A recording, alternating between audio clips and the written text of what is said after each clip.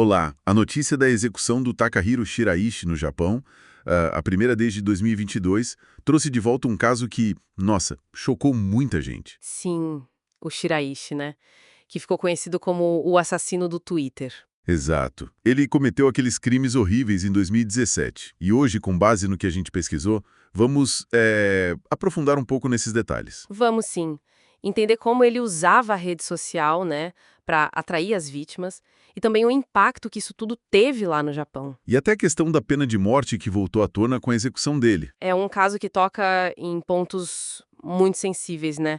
A frieza dele, assassinar e esquartejar 9 pessoas, a maioria mulheres bem jovens, é terrível. Já é terrível por si só.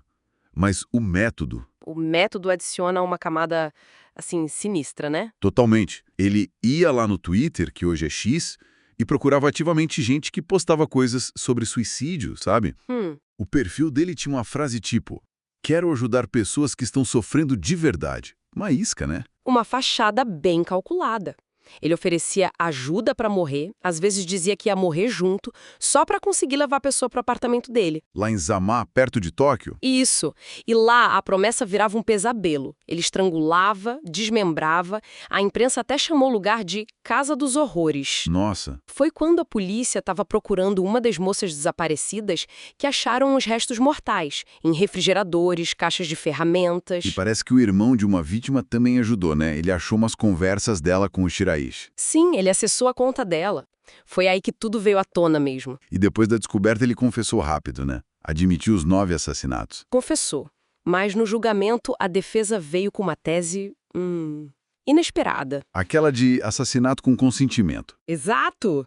Só que o próprio Shiraishi desmentiu isso. Ele fez questão de dizer que matou sem o consentimento delas. O que é muito bizarro, né? Ele contradizendo a própria defesa. É muito estranho. Talvez uma necessidade de controle até o fim, sabe? Ou algo sobre o estado mental dele, mas enfim, não colou no tribunal. Não mesmo.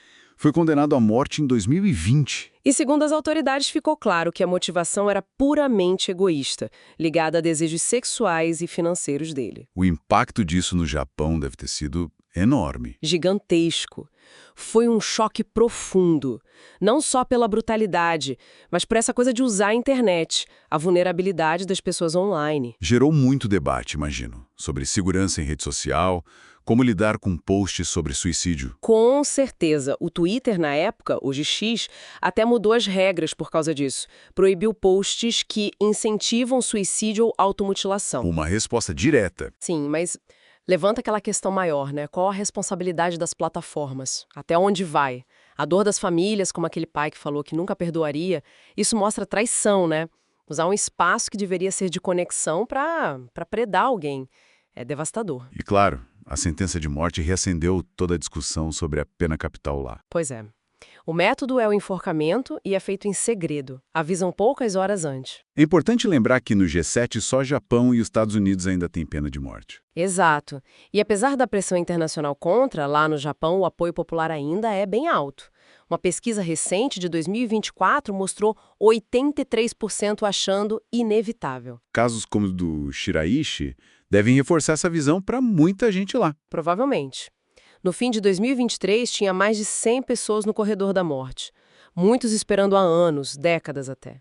A execução do Shiraishi foi a primeira desde 2022. Então, para resumir, a gente tem essa metodologia calculista dele, explorando a vulnerabilidade online, o horror dos crimes e, por fim, a execução, que coloca o Japão nessa posição particular. Essa ligação entre o digital, a fragilidade humana e esse comportamento predatório é o ponto central aqui. Assustador. Muito. E pensando nisso tudo, fica uma questão, né? Qual? Desde 2017, as redes sociais mudaram tanto a forma como a gente interage online, os debates sobre moderação e segurança, tudo evoluiu. Sim, evoluiu bastante. Será que a gente está preparado para os novos perigos? Que outros riscos, talvez nem tão óbvios ainda, podem estar surgindo nessas novas formas de conexão e exposição de vulnerabilidade online hoje em dia? É uma pergunta importante para a gente pensar. Complicado.